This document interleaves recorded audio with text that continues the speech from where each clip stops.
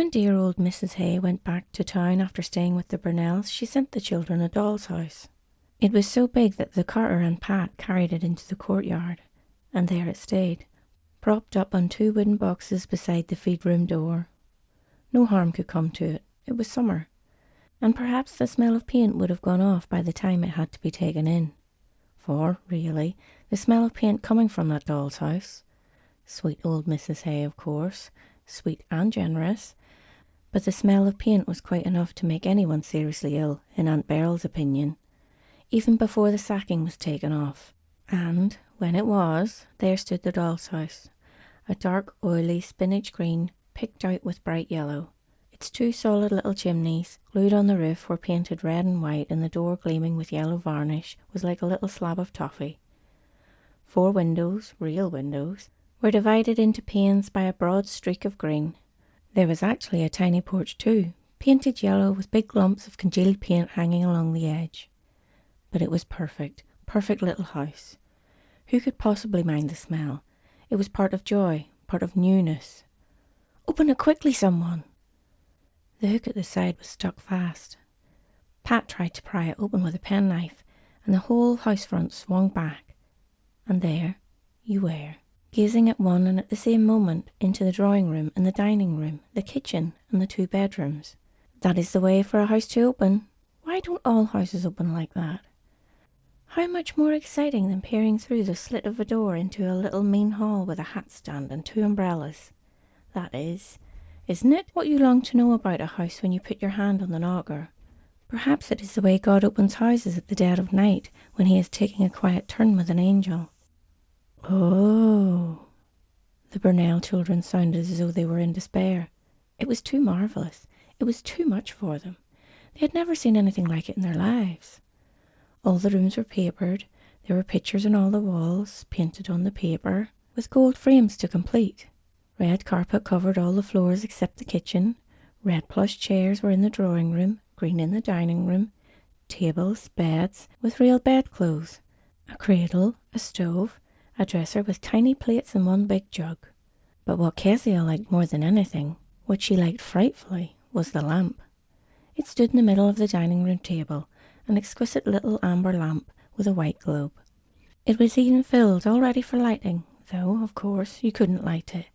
But there was something inside it that looked like oil, and that moved when you shook it. The mother and father dolls, who sprawled very stiff as though they had fainted in the drawing room, and the 2 little children asleep upstairs, were really too big for the doll's house. They didn't look as though they belonged, but the lamp was perfect, and it seemed to smile at Kezia to say, "I live here." The lamp was real. The Burnell children could hardly walk to school fast enough the next morning. They burned to tell everybody, to describe, to boast about their doll's house before the school bell rang. "I'm to tell," said Isabel, "because I'm the eldest, and you 2 can join in after, but I'm to tell first." There was nothing to answer. Isabel was bossy, but she was always right, and Lottie and Kezia knew too well the powers that came with being the eldest. They brushed through the thick buttercups at the road edge and said nothing. "And I'm to choose who's to come to see it first. Mother said I might." For it had been arranged that while the doll's house stood in the courtyard, they might ask the girls at school, 2 at a time, to come and look. Not to stay for tea, of course, or to come traipsing through the house, but just to stand quietly in the courtyard while Isabel pointed out the beauties and Lottie and Kezia looked pleased. But hurry as they might, by the time they reached the tarpaulins of the boys' playground, the bell had just begun to jangle. They had only enough time to whip off their hats and fall into line before roll was called. Never mind. Isabel tried to make up for it by going to look very important and mysterious by whispering to her friends behind her hand. "Got something to tell you at playtime." Playtime came and Isabel was surrounded. The girls of her class nearly fought to put their arms around her, to walk away with her, to beam flatteringly, and to be her special friend. She held quite the court under the huge pine trees at the side of the playground. Nudging, giggling together, the little girls pressed up close, and the only 2 who stayed outside the ring were the 2 who were always outside, the little Kelvies. They knew better than to come anywhere near the Burnells. For the fact was, the school the Burnell children went to was not at all the kind of place their parents would have chosen if there had been any choice. But there was none. It was the only school for miles, and the consequence was that all the children in the neighbourhood, the judge's little girls, the doctor's daughters, the storekeeper's children, and the milkman's were all forced to mix together. Not to speak of there being an equal number of rough, rude little boys as well. But the line had to be drawn somewhere, and it was drawn at the Kelvies. Many of the children, including the Burnells, were not allowed to even speak to them. They walked past the Kelvies with their heads in the air, and as they set the fashion in all manners of behaviour, the Kelvies were shunned by everybody. Even the teacher had a special voice for them, and a special smile for the other children when Lil Kelvie came up to her desk with a bunch of dreadfully common-looking flowers. They were the daughters of a spry, hard-working little washerwoman, who went about from house to house by the day. This was awful enough, but where was Mr. Kelvie? Nobody knew for certain, but everybody said he was in prison. So they were the daughters of a washerwoman and a jailbird. Very nice company for other people's children. And they looked it. Why Mrs. Kelvie made them so conspicuous was hard to understand. The truth was they were dressed in bits, given to her by the people for whom she worked for. Lil, for instance, who was a stout plain child with big freckles, came to school in a dress made from a green tablecloth of the Burnells, with red plush sleeves made from the Logan's curtains. Her hat, perched on top of her high forehead, was a grown-up woman's hat, once the property of Miss Leggy, the postmistress. It was turned up at the back and trimmed with a large scarlet quill. What a little guy she looked! It was impossible not to laugh. And even her little sister, our Elsie, wore a long white dress, rather like a nightgown, and a pair of little boy's boots. But whatever our Elsie wore, she would have looked strange. She was a tiny wishbone of a child, with cropped hair and enormous solemn eyes, like a little white owl. Nobody had ever seen her smile. She scarcely even spoke. She went through life holding on to Lil, with a piece of Lil's skirt screwed up in her hand. Where Lil went, our Elsie followed. In the playground, on the road going to and from school, there was Lil, marching in front of our Elsie, holding on behind. Only when she wanted anything, or when she was out of breath, our Elsie gave Lil a tug, a twitch, and Lil stopped and turned round. The Kelvies never failed to understand each other. Now they hovered at the edge. You couldn't stop them listening. When the little girls turned round and sneered, Lil, as usual, gave her silly, shamefaced smile, but our Elsie only looked. And Isabel's voice was so proud, went on telling. The carpet made a great sensation, but so did the beds with the real bedclothes and the stove with the oven door. When she finished, Kezia broke in. "You've forgotten my lamp, Isabel." "Oh, yes," said Isabel. "And there's a teeny tiny lamp, all made with yellowish glass, with a white globe that stands on the dining room table. And you couldn't tell it from a real one." "The lamp is best of all," cried Kezia. She thought Isabel wasn't making half enough fuss of the little lamp. But nobody paid any attention. Isabel was choosing the two that were to come back with them that afternoon and see it. And she chose Emmy Cole and Lena Logan. But when the others knew they were all to have a chance, they couldn't be nice enough to Isabel. One by one they put their arms around Isabel's waist and walked off with her. They had something to whisper in her ear, a secret. Isabel's my friend. Only the little Kelvies moved away forgotten. There was nothing more for them to hear.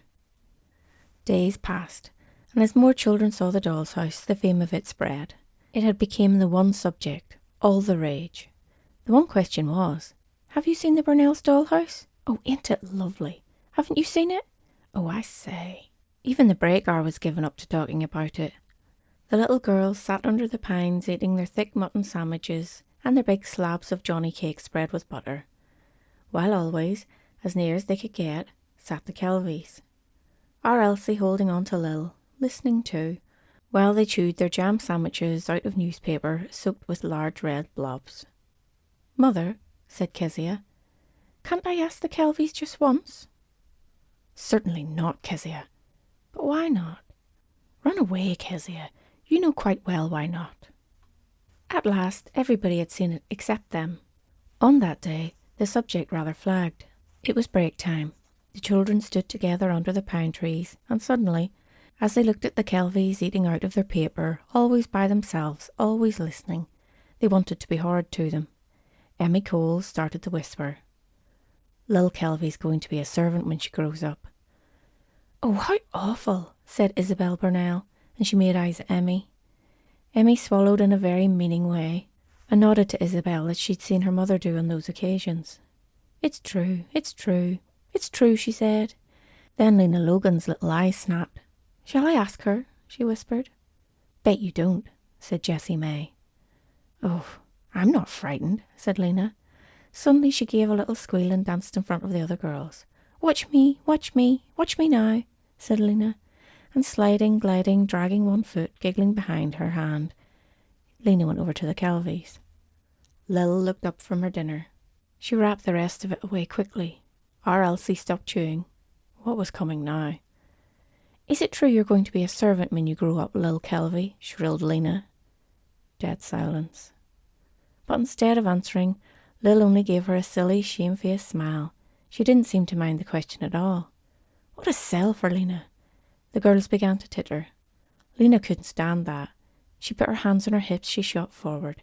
Yeah, your father's in prison, she hissed spitefully.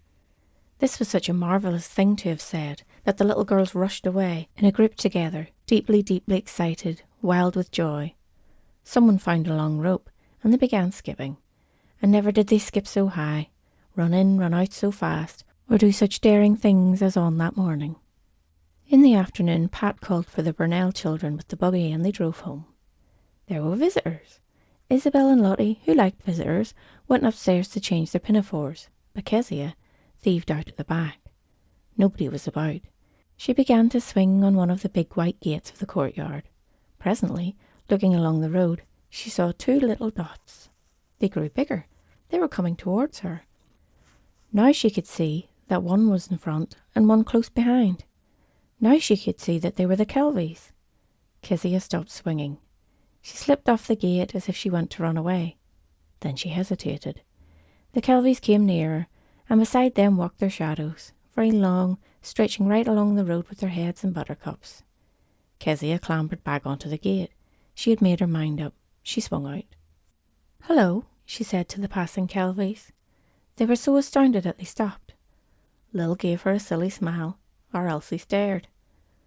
You can come and see our doll's house if you want to, said Kezia, and she dragged her toe along the ground. But at that, Lil turned red and shook her head quickly. Why not? Asked Kezia. Lil gasped, and then she said, Your ma told our ma you wasn't to speak to us. Oh well, said Kezia. She didn't know what to reply. It doesn't matter. You can come and see our doll's house all the same. Come on. Nobody's looking. But Lil shook her head still harder. Don't you want to? Asked Kezia. Suddenly there was a twitch, a tug, at Lil's skirt. She turned around. Our Elsie was looking at her with big imploring eyes. She was frowning. She wanted to go. For a moment Lil looked at our Elsie very doubtfully, but then our Elsie twitched her skirt again. She started forward. Kezia led the way. Like two little stray cats they followed into the courtyard where the doll's house stood. There it is, said Kezia. There was a pause. Lil breathed loudly, almost snorted, and our Elsie was still as stone. I'll open it for you, said Kezia kindly. She undid the hook and they looked inside. There was a drawing room, a dining room, and that's the... Kezia! Oh, what a start they gave! Kezia! It was Aunt Beryl's voice. They turned around, and at the back door stood Aunt Beryl, staring as if she couldn't believe what she saw. How dare you ask the little Kelvies into the courtyard, said her cold, furious voice. You know as well as I do you're not allowed to talk to them.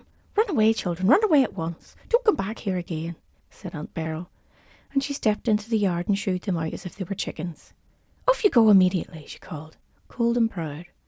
They did not need telling twice. Burning with shame, shrinking together, Lil huddling along like her mother, our Elsie dazed. Somehow they crossed the big courtyard and squeezed through the white gate.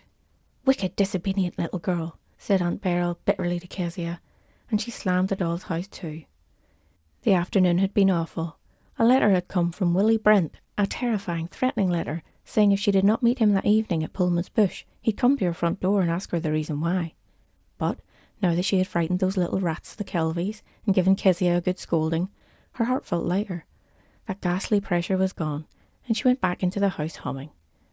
When the Kelvies were well out of sight of the Burnells, they sat down to rest on a big red drain pipe by the side of the road. Lil's cheeks were still burning. She took off her hat with the quill and held it on her knee. Dreamily they looked over at the hay paddock, past the creek, to the group of wattles where Logan's cow stood, waiting to be milked. What were their thoughts? Presently, our Elsie nudged up close to her sister, but now she had forgotten the cross lady. She put out a finger and stroked her sister's quill. She smiled her rare smile. "I seen the little lamp," she said softly. Then both were silent once more,